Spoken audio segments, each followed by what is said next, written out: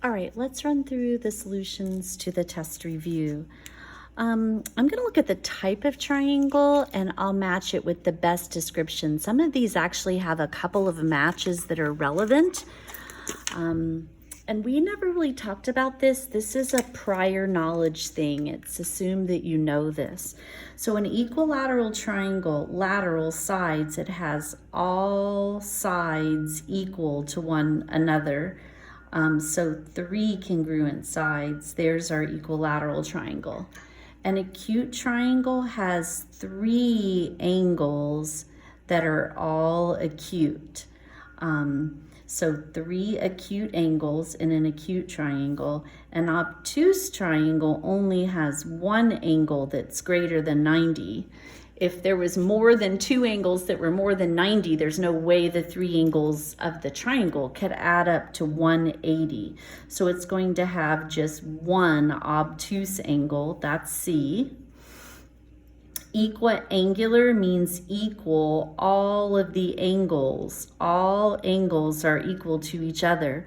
And when all 3 angles are equal, each one of them is going to measure 60 degrees. An isosceles triangle has at least 2 sides equal to one another. So we'll go with the 2 congruent sides here. A scalene triangle has no sides equal to one another. No sides equal, so no congruent sides, that's F.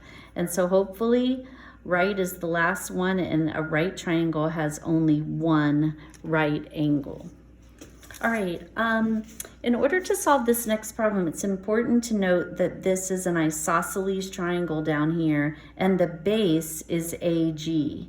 If this is the base, these are my base angles, and that makes these 2 sides our legs. So we'll be able to find X since I know the legs are always congruent to one another. I'll set the legs equal since that's isosceles and solve for X. Subtract X from both sides. We get that 1.4 is equal to X plus 0.1. Subtract from both sides, and X is 1 3/10, okay? And that's because we knew that the legs were the 2 sides other than the base. All right, so to find the length of each leg, we should be able to plug our value for X into either spot and get the same answer. It's a good idea to do it in both spots, but just here, if this side is going to be 1.3 plus 1.4, then each leg will be 2.7. That's going to be true for both AM and GM, the 2 legs. In order to find the length of the base, I'm going to want to plug our answer for X in there. So we have 3 times the 1.3 minus 0.4. That's 3.9 minus 0.4. That's going to leave us with 3.5 for the length of AG. Okay. Number 3, be really careful. I can't honestly say if maybe this was a typo in this problem or what. If you do look at the diagram though, we can see that we have a pair of vertical angles. Just looking at a single triangle, I have an angle, and then the side, angle, angle, side, never skipping more than 1 part. So I'm skipping over a side, but I hit the angle and then I hit the side. The same thing is true in the other triangle. I can start at an angle, I skip a side, but I've got an angle and then the side. It certainly looks as if these triangles are going to be congruent by angle, angle, side. However, be very careful. We're trying to decide if these triangles are congruent to one another. And I'd just like you to notice that S and Z come first, and S is not marked and Z is. Those 2 parts don't correspond.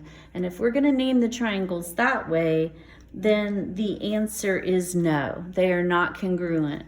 However, if I want to rename them, I could say that triangle SLP is congruent to, S is unmarked, so A would need to come first, then comes L and Z match up, AZP. Those triangles are congruent by angle, angle, side, but these two are not. Okay, we worked number 4 in class together. I'll go super fast. So in order to find the length of the isosceles triangle, these were our 2 legs. They tell us it's an isosceles triangle. I can tell from my graph paper that these are my 2 congruent sides. I'm not guessing because I'm in the coordinate plane. This side is 2, 4, 6 units long. And each of these sides, what we did in class was we made a right triangle out of this, where this side is 3 and this side is 2, 4, 6, 8, 9.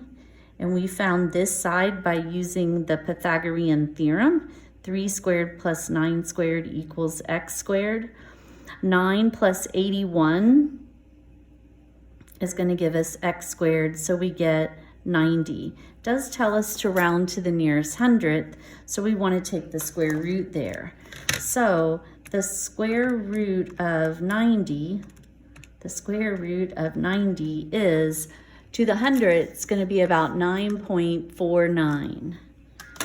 So this side is 9.49, so is this one, because those were the legs of our triangle, all right?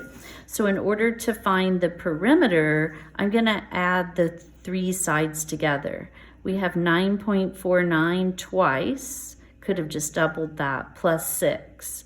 So if we do that, we get and the reason the perimeter is approximate is because we rounded with the 9.49, but we end up with 24 and 98 hundredths for the perimeter. And then if each block is, so each one of these is worth 25 square feet, what's the area of this triangle? Well, the area formula for a triangle is 1/2 times the length of its base times the height. When we find the area, we're finding the number of these squares that's inside the boundaries of this triangle. The base of the triangle is 6, so it's going to be 1/2 times 6 times, and the height of the triangle, these sides are not the height. This is the height of the triangle. And if you count, that's vertical, we can count 2, 4, 6, 8, 9, that's 9. So half of 54, or half of 6 times 9, we end up with 27. Well, that's how many little squares are inside of there, and each one of them is 25 square feet. So we're going to multiply that by 27. I believe we get 675. Yes, so we end up with 675 square feet for the area of the triangle.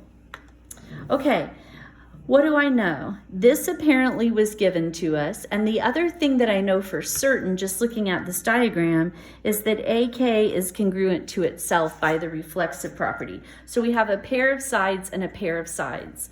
Part A is asking you what information is needed if we want them to be congruent by side, side, side. So I've already got a pair of sides and a pair of sides, so the only thing that would be missing in this case is that remaining pair of sides. So we would need to know that segment MK was congruent to segment RK. What if we wanted them to be congruent by side included angle side? So I want the angle to fall between the 2 sides. Well, if you look just at this particular triangle, the 2 sides connect right here at A. I would want that angle to be congruent too. And again, the angle that's included between these 2 sides is right there. So 2 sides and their included angle. These 2 angles would need to be congruent. Can't call them angle A though. This top one is angle AMK. MAK, A is the vertex. It would need to be congruent to RAK, angle RAK. A is the vertex there. All right. Okay, so in the back we have proofs of all kinds. I thought that maybe this was the trickiest one because we've not seen this particular situation. They tell us that this is running parallel to that. Those lines are parallel to one another. And we've got a couple of transversals that cross those lines, but this is the transversal that's going to get our attention. The pink line and the yellow line form that angle and that angle inside the triangles. So it looks like this essentially. And we're looking at these two angles. Well, we've seen nothing but alternate interiors so far. Well, those aren't alternate interiors. These are both in the same position. Those are called corresponding angles, but they're still going to be congruent to one another because corresponding angles are always equal when formed by parallel lines. So here we have the parallel line statement from the given, and then it goes on to say that angle F, which is this one, is congruent to HTO, which is that one. Those two angles are congruent. The reason for that is I had parallel lines, so I know that corresponding angles are going to be congruent to each other. It's the corresponding angles theorem. Everything else up here, up top, is all just straight from the given. Let's mark it though. Angle H is congruent to angle S, and segment HT is congruent to segment SF given. So what do we have? We have a pair of angles, a side, and a pair of angles. In each triangle, the side is situated in between the two angles. So the triangles are going to be congruent by angle, side, angle. Okay, I see students have trouble with the concept of bisecting things, particularly an angle. So this is given. The segment LE cuts angle L into two equal pieces. Here's angle L up here, so this piece is congruent to that piece. Since it bisects it, GLE is congruent to ULE by the definition of an, it's a bisector, but notice there's another blank. In this case, it's just specifically bisecting an angle. It's an angle bisector. LE is going to be congruent to LE by the reflexive property of congruence. And then there's one more thing in the given, and that is that same segment LE, it's perpendicular to GU. And remember, to be perpendicular means that you intersect it right on and you make right angles. So I know that that's how I mark perpendicular, just like that. So we know that GEL and UEL are right angles by the definition of perpendicular. That's what it means to be perpendicular. They're going to intersect to make right angles. Definition of perpendicular. So therefore, these two angles are congruent to each other. If they're both right angles, then they're going to be congruent because all right angles are congruent. They're both 90 degrees. So now we've marked our triangles, and notice once again, in a single triangle, I have a pair of angles with the side that falls between them. So the triangles are going to be congruent by angle included side angle. Okay, come over to number 8, and all of the reasons are listed. We just have to come up with the statement, starting with given. Notice given is used twice, so we will split it up. Let's start with the first part. And that says that angle R and angle A are right angles. I know that because it was given. And the next thing they say is that all right angles are congruent to each other. That's my reason. So since those are the right angles, we must say that angle R is congruent to angle A. These two angles are congruent to one another. Then they go on to say that vertical angles are congruent. Well, here are our vertical angles. This one is angle REG. Angle REG is congruent to. This one is angle AET. Notice they both have T as the vertex. Then it goes on with the next piece of given, and we've got this whole bisecting thing again. Only this time a segment RA is bisecting GT. A segment is bisecting another segment. Segment RA, it's doing the cutting, is bisecting GT. GT is the thing that's getting split. So GT is being split into two equal pieces right there. And the reason is definition of bisector. So what does it mean to bisect something? To cut it into two congruent pieces. So we're going to say that GE is congruent to ET. And then the triangles are supposed to be congruent by angle, angle, side. And sure enough, I have an angle, and then the side. In this triangle, an angle, and then the side. The side is not between the angles. So we're done with the proof. So we knew that should have been the last statement anyway. Triangle GER is congruent to triangle TEA. What we set out to prove is what I've written. All right, our last one's a paragraph proof, and we just want to prove that these two triangles are congruent to one another. Let's look at the given. Well, we'll come to that in a second. Let's just start with, I guess, the thought process. GR is congruent to GR.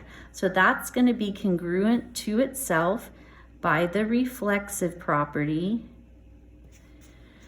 And since it is given that, now this time we have four segments. GI is congruent to IR, which is congruent to GL, which is congruent to RL. All of those segments are congruent to each other. GI is congruent to IR, I'm done. It's possible to say that the triangles are congruent by, what do I have? A pair of sides, a pair of sides, and a pair of sides, right? We've marked nothing but sides, and all three pairs of sides are congruent, so the triangles are congruent by side, side, side.